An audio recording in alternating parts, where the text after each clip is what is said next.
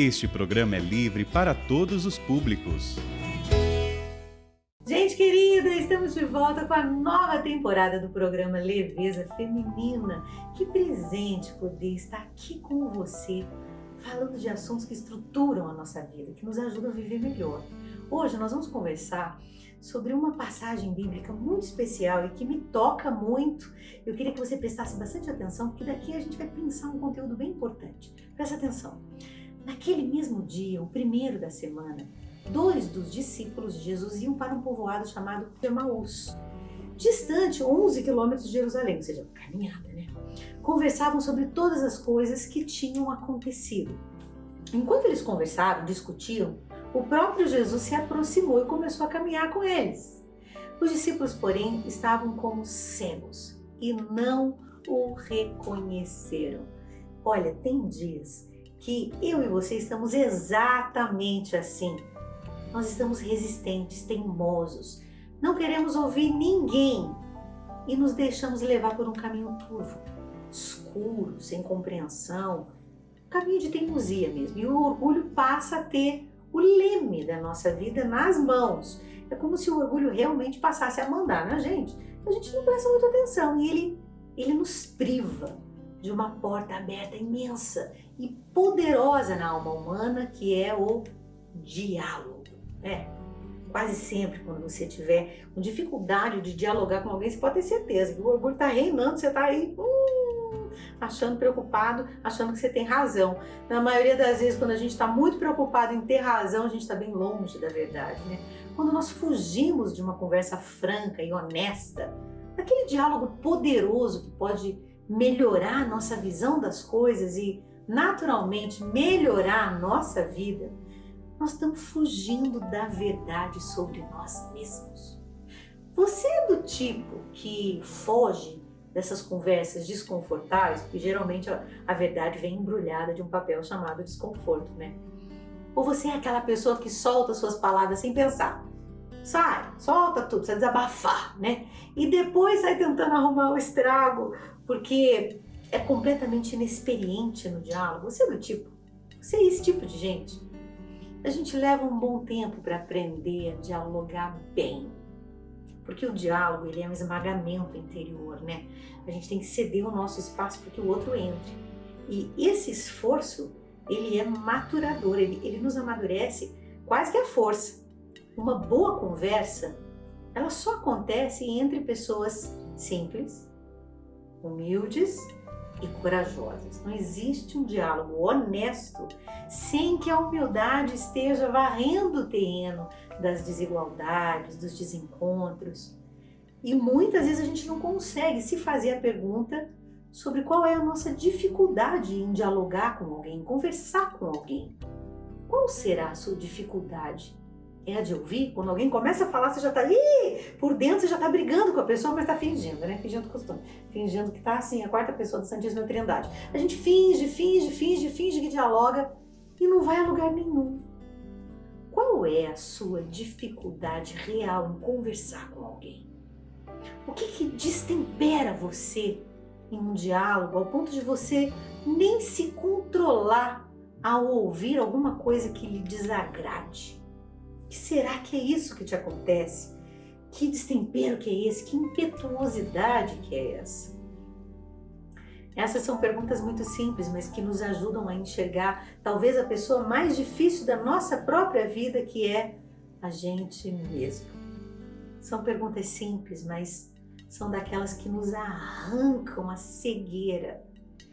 E essa cegueira ela só é curada na prática da vida, na honestidade da vida. Não existe a menor possibilidade de um crescimento real sem que a gente aprenda a dialogar com humildade e com coragem. Não tem condição. Porque o que é ser uma pessoa madura? É saber o seu lugar. Uma pessoa madura é aquela que se posiciona no seu lugar sem precisar brigar por ele, porque tem a segurança de como vive, com quem vive e por quem está vivendo. Eu fico encantada com a cena dos discípulos de Emaús, eu entro nessa cena e me vejo na cegueira. Primeiro eu me vejo na cegueira, né, gente? Mas eu fico pensando na conversa, né, que eu teria com eles e Jesus. Eu não sei se eu ia chacoalhar os discípulos, acorda que é o homem que está aí do seu lado. Ou se eu ia perguntar para Jesus, por que você está esperando tanto, gente? Deixa os meninos cegos tanto tempo. Mas por quê? É aquela coisa, né, maravilhosa do tempo de Deus. Nunca é no nosso, nunca. E eu acho que Jesus tem um humor maravilhoso, ele nos vê na cegueira, mas sabe a hora exata de interferir. Mas esse momento de cegueira dos discípulos ao lado de Jesus, o máximo da luz que pode existir na alma humana, acho que quando eu olho para essa cena eu me pergunto, qual é a minha real dificuldade em dialogar com alguém, de verdade? O que me deixa tão cega diante daquilo que é evidente na minha frente? O Senhor estava evidente diante dos discípulos de Emaús e eles continuaram cegos. É verdade que a gente precisa admitir que é cego antes de ser curado. Senão, como é que você vai dizer ao Senhor que precisa de verdade de enxergar? Eu convido você a prestar atenção na sua capacidade de dialogar. Se você fosse abrir uma enquete entre os seus amigos, o que será que eles diriam sobre você? Que você é fácil ou difícil de conversa? E o que será que os seus amigos responderiam?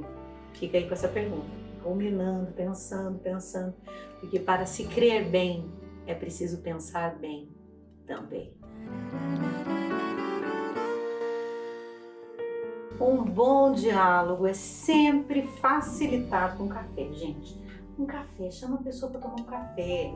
Se a pessoa não toma um café, você fazer o quê? Dá um chá para ela, né? Mas toma um café, oh meu Deus, ó. Aqui, ó, não é de verdade, pra almoçar é de verdade. Café de verdade, imagina. Se nessa casa não tiver um café de verdade, tem problema, né, gente? Um café com leitura, com certeza você já tem o meu livro, Palavra de Mulher. Se não, vai comprar hoje, pelo amor de Jesus, loja.cancionova.com para dar pros inimigos, porque funciona, gente. Dá de presente pras tias chatas, sabe assim? Quem tá dando trabalho na família, aproveita, dá coisa boa, dá beleza, dá cultura. Página 41, olha só. Caridade. Tenho ramificações em mim de tudo que faço. Os galhos, flores e folhas de meus ombros e de meus sonhos muitas vezes ultrapassam meus muros e chegam aos quintais de meus amigos, meus parceiros de trabalho, meus companheiros de arte. Há quem repouse debaixo das sombras de meus galhos e há também quem se irrite e inveje o quanto meus galhos cresceram, né? Sempre tem. Também há quem se alegre de olhar as flores dos meus galhos chegando. Não jogam água nem terra, só observam e desfrutam. Há outros de intenções tão ardilosas que, ao olharem minhas folhas, fazem com que elas murchem. Eu levo um tempo para me recuperar. Mas há aqueles que imediatamente, ao me verem crescer em galhos, folhas e flores, logo me sugerem onde podar. Lá onde corro o risco de quebrar, de me danificar ou me perder. E eles têm aquela sagrada tesoura da caridade, coisa que só amigo verdadeiro tem. E com eles, minhas árvores seguem frondosas, minhas plantas florescem, meus galhos se fortificam e tudo melhora somente por um motivo. Já não há muros entre os nossos jardins. Podamos as nossas árvores e crescemos juntos. Estamos do mesmo lado. Ah, é isso! É isso que acontece quando a gente realmente tem uma opção clara pelo diálogo com caridade. Quando a gente fala de diálogo, quando a gente mexe em um lugar que precisa de estrutura na alma humana, a gente precisa dar conteúdo para que a gente ganhe força psicológica, força espiritual. E elas se somam, é uma coisa só. E é por isso que eu tenho uma dica para você prestar atenção com todo o seu coração neste quadro, nessa cena, que foi pintada pelo Caravaggio. É a ceia de Emaús. O encontro ali, naquele exato momento em que o Senhor permite que os olhos dos discípulos se abram. É muito intrigante olhar para esse quadro e observar o claro e escuro, observar e deixar com que essa cena chega até você e você sente nessa cadeira. Você sente nesse lugar aqui, né, de espectador, mas que você faça parte da cena. Porque essa foi a intenção do Caravaggio. Você sabe que o Caravaggio é o mestre do claro e escuro. Caravaggio é um italiano. Na verdade, ele se chama Michelangelo. E Caravaggio é o nome da cidade de onde ele era, né? Mas é importante que você saiba que ele era um exímio pintor que fazia esse trabalho do claro e escuro. É bem o que é utilizado no cinema, o Caravaggio usava na pintura, que é esse fato de nos chamar a atenção usando luz e sombra. Mas é exatamente aquilo que acontece na nossa alma. Quando você olha para esta cena, quando você olha para esta figura no imaginário do Caravaggio, ele traz à nossa vida o convite para que a gente sente a mesa e viva essa experiência de sermos iluminados na nossa inteligência. Lembra sempre, ser iluminado na inteligência custa humilhação. Por quê? Porque a gente tem que admitir que está sendo ignorante. A gente tem que admitir que está no escuro. E é por isso que é tão lindo o trabalho do Caravaggio. Ele traz a gente para a luz. Coloca esse quadro aí na sua proteção de tela do celular. Olha para ele bastante. Com certeza, ele vai lhe ajudar